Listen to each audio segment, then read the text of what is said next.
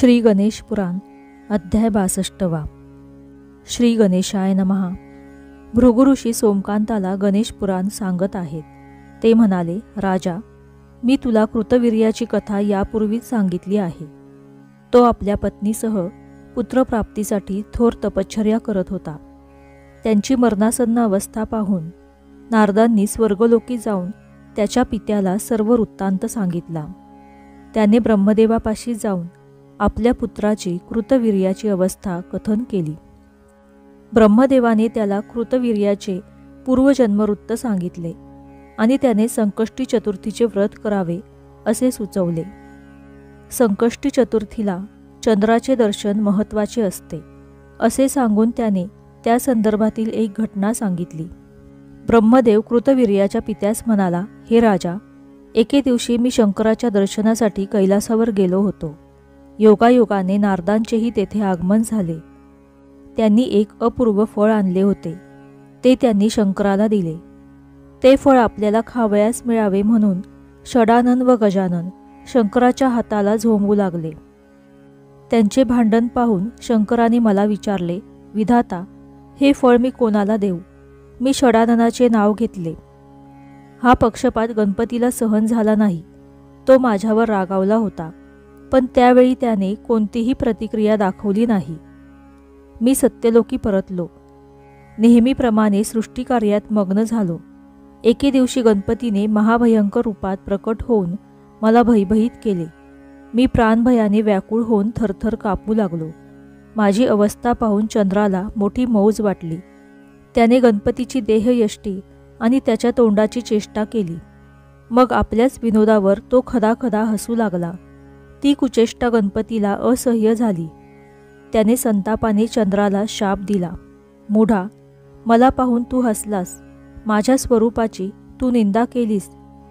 या प्रमादाबद्दल त्रिखंडात कोणीही तुझे तोंड बघणार नाही। जो कोणी तुझ्याकडे पाहिल त्याला मोठे पातक लागेल।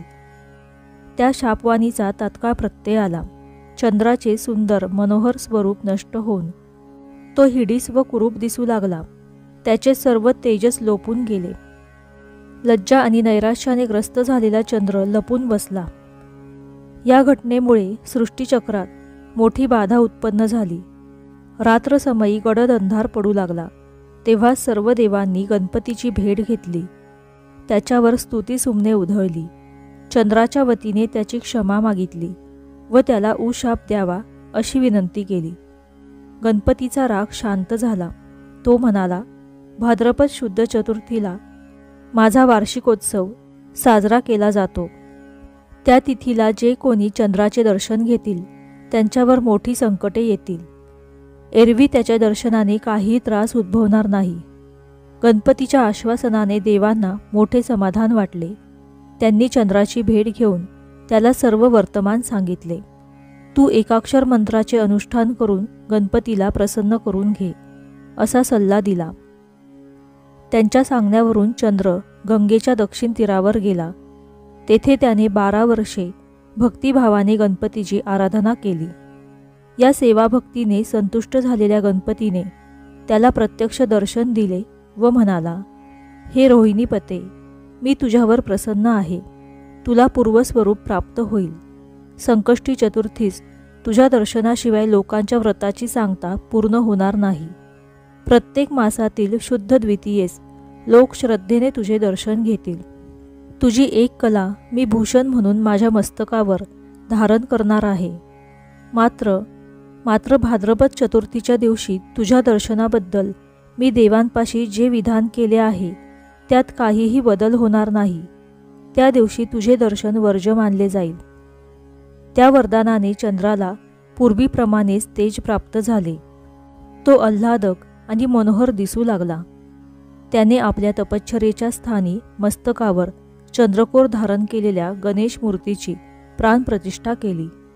ते स्थान सिद्धिक्षेत्र म्हणून प्रसिद्ध आहे। दिलेल्या शब्दाप्रमाणे गणपतीने चंद्राची एक कला आपल्या भाळी धारण केली। त्यामुळे त्याला भालचंद्र हे नाव प्राप्त झाले। अशा रीतीने गणेश पुराण अध्याय 62 समाप्त। श्री गणेशाय नमः। श्री स्वामी समर्थ।